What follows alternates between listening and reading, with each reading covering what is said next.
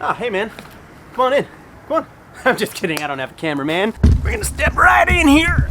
All my neighbors saw me just do this like 100 times, so all for you, YouTube, all for you.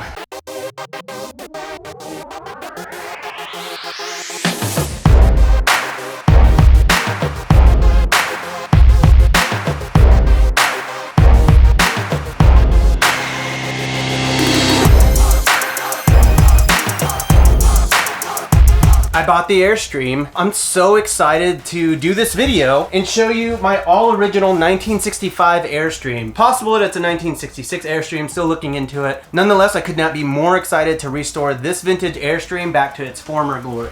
Now, it's no secret that I'm already pretty busy. I have about 10 Airbnb units right now that I own or co-own with a couple of partners. So, with all that said, you might be asking yourself, why did you buy an Airstream?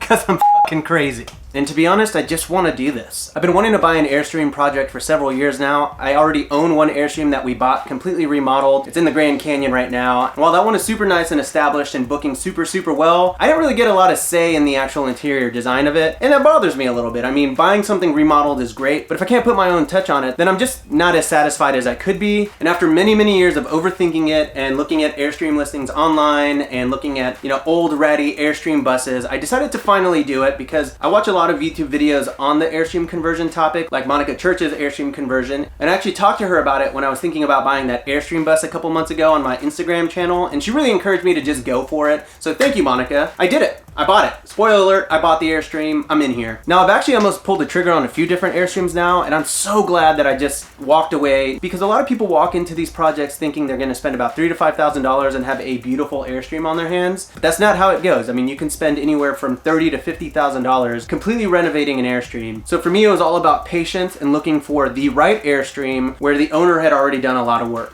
For example, as I mentioned, this is a vintage Airstream. They aren't typically shiny. The previous owner already had it professionally shined. Something like that could take at least 100 hours, and it's usually a $3,000 to $4,000 job. So boom, right off the top, I've saved $3,000 to $4,000 on the exterior shine of this. So typically when they're this old, very hard to find like a mostly original body because they're usually super dented. Whenever they're 40, 50 years old, I mean, they've seen, they've seen some things.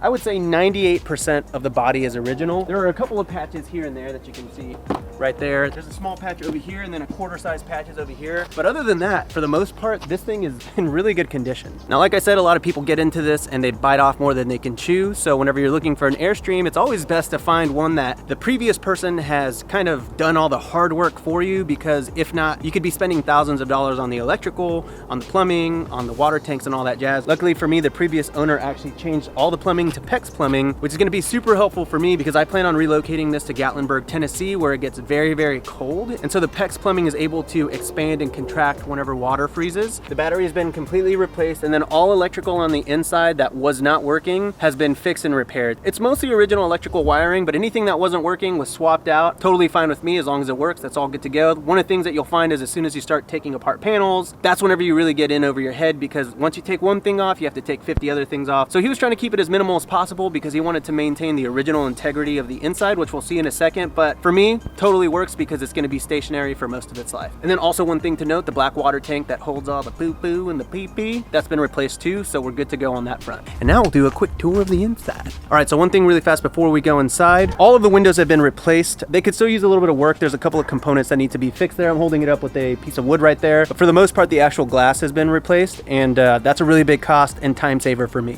All right, let's do this thing. And also, before we head inside, do me a huge favor. If you wouldn't mind hitting the like button and the subscribe button, it does help me out with the YouTube algorithm as I grow my channel. So if you're looking for a small way to support me, you can also follow me on Instagram at RobBuilt. I'm going to be posting on there almost every day as I rehab this Airstream trailer, and it'll also be an opportunity for you to check out any upcoming tiny house builds that I've got going on, or any Airbnbs that I'm setting up. But moral of the story, like and subscribe and follow me. Thank you. All right, we're inside now, and as you can see, there's a lot of wood going on the inside, but that is part of the original charm. When this thing was released, it was a top-of-the-line 1965 Land Sovereign. So there are a lot of little bells and whistles for the time, but one of the things that makes me most excited about this specific Airstream is that it hasn't been gutted. So I have the opportunity to embrace its original form, but also put the RobBuilt touch on it. So as you can see, here's a light here. It'll be fine. All of the lights inside of the Airstream are actually original, including these overhead lights right here. All going down here. Even the AC is original, obviously. The cabinetry is all original. All of the door handles are original. The fridge is original too. It's a little old and a little gross on the inside, but I think wiping it up, I kind of want to keep it. It's like this cool retro fridge. The stove itself is also original and in working order, and it's a super mid-century modern, old school propane stove that I'm like, I definitely want to keep that. Now, a couple of things that I don't really love about the Airstream itself. Countertops themselves are laminate countertops, so I definitely plan on replacing that with like a really nice quartz. And we've got all of the old wallpapering right here. Not a big fan of this. I mean, I'm gonna clean it up, but I'm most likely gonna paint it white, which a lot of people do. It's a little on the nose for me, or I'm gonna paint it a deep kind of forest green. Because like I said, this is going to Gatlinburg, Tennessee, so it's gonna be in the forest, so I definitely wanna embrace kind of like that foresty look. And since all the walls and the ceiling are gonna be a deep forest green, the way that I wanna accentuate that is by putting wallpaper on all of the upper cabinets right here. This is all the original wallpaper and all the original cabinets, but I'm gonna be choosing a really funky kind of dark green mid-century modern wallpaper. You all know that I love wallpaper, and I think it's a really nice simple way to bring the space back to life. All right, it's a little dark in here, so bear with me, but all of the cabinetry, original wood. I'm gonna sand it down, restain and repoly it, and that's it. I wanna keep it as original as possible. And then on all the cabinet door handles that are all original, I'm gonna paint those a matte black. Then we'll get to the bathroom, which is a little interesting. There used to be a curtain right here, but I don't think that's gonna work. I wanna sleep 4 people in here, and if 4 people are pooping and peeing in here and there's only a small little curtain, that ain't gonna work. So what I'm gonna do is I'm gonna frame in a little wall right here out of 2x2s and build just kind of like a little door that kind of opens sort of like this. So I have a little door right here, comes in, and then all of this right here is the original bathroom too. I'm not 100% what I'm gonna do here. If you have an idea of what I should do, leave a comment down below, because I'm honestly not 100% sure. Right now what I'm thinking is I'm gonna resurface this with ceramic coating, I think. Kind of how you would resurface a kind of like an old cast iron bathtub, but I'm gonna do it all in white. And that's it, that's the general tour. And now I kind of wanna talk about the numbers, because I'm sure you're kind of curious how much this cost. Originally, this thing was listed for $30,000 or best offer on Craigslist. And as soon as I saw it, I knew there was something special about this. I mean, just look at this, like completely refinished, new white quartz countertops, nice wallpapers,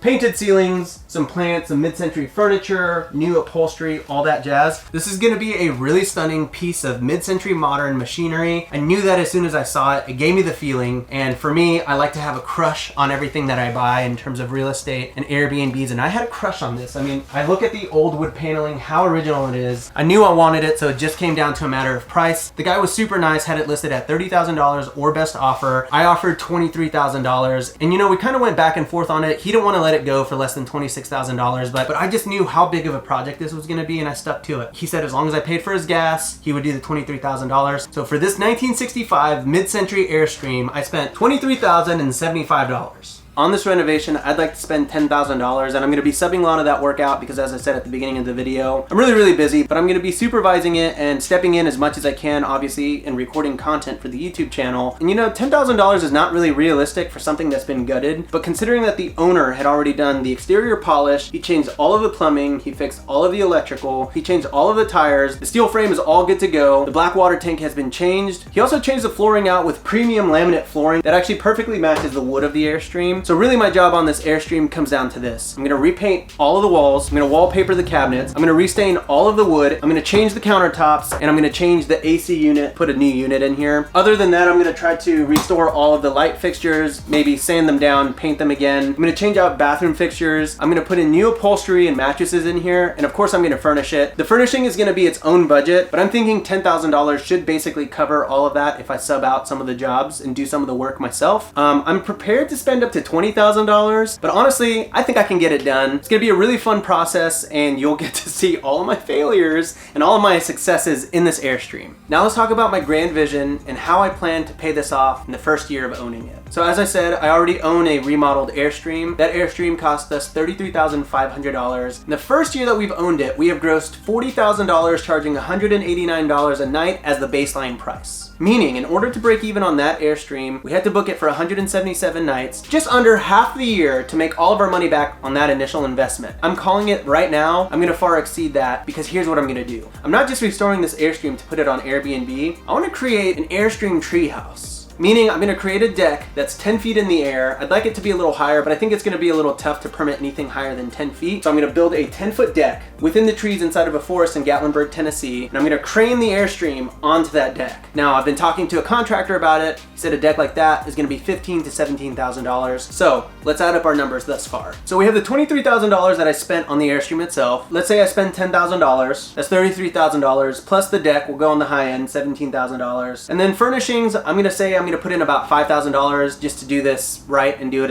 as nice as it could be. So roughly speaking, I will have a total investment of $55,000 on this Airstream. Now remember, I charge $189 a night on my other Airstream, but this is a little bit more of an experience. There's a little bit more of a concept in here. It's an Airstream treehouse. So I'm thinking I'm gonna charge anywhere from $250 to $350 a night. Now remember, a lot of my listings tend to be at 100% occupancy. Let's just estimate this on the low end. Say I charge $250 a night for 25 nights a month. That comes out to $6,250 a month times 12 months. $75,000 in my first year of owning this, investing this, creating an Airstream treehouse. Remember, I can be up to $20,000 wrong and still make my money back. And honestly, you don't have to make your money back in the first year. That's actually pretty unrealistic for most investments. But for me, I like to concept really cool and unique Airbnb concepts that are gonna pay for themselves in a year. And this is gonna be it for me. This is gonna be a really big project. One of the other reasons that I decided to buy this Airstream is because I was recently out in Arizona shooting a 10-hour course on how to set up your own glamping business. And as I was going through the material, I thought, what better way to prove out my course than actually executing my own methods from start to finish for y'all. So I really hope that you follow me on this journey. If you're interested in signing up for my course update list, I'm gonna leave a link down below. Sign up for that. When my course is live, you'll be the first to know. Like I said, that'll be a 10-hour course, but what I'm planning on doing is just kind of releasing a few 15-minute videos on YouTube and showing you kind of the general process for it. Obviously, it's not 10 hours. I can't go into excruciating detail, but I wanna show you that it's possible to do this. It's not gonna be super easy for me to pull this off as an expert in this space, but I know that I can do it because I've done it many other times. So I really hope that you're willing to follow along on this journey. I'm gonna try to be as brutally honest as I can, show all of the struggles, all of the successes, and hopefully shut all my haters up who always say that my investments are bad and make $75,000 in the first year. That's my goal, $75,000. I wanna make $75,000 on this Airstream. I know that I can do it because I adamantly believe that unique stays are the way of the future for all travel and Airbnb specifically. You know, no one's renting a downtown loft in LA right now, right? They wanna stay in an Airstream treehouse. So that leaves me with one final question. How much do you think I'll make in my first year with an Airstream treehouse? Give me your honest guess down in the comments below. Definitely want to know. Do you think I'm gonna make 15, 25, 50, 75?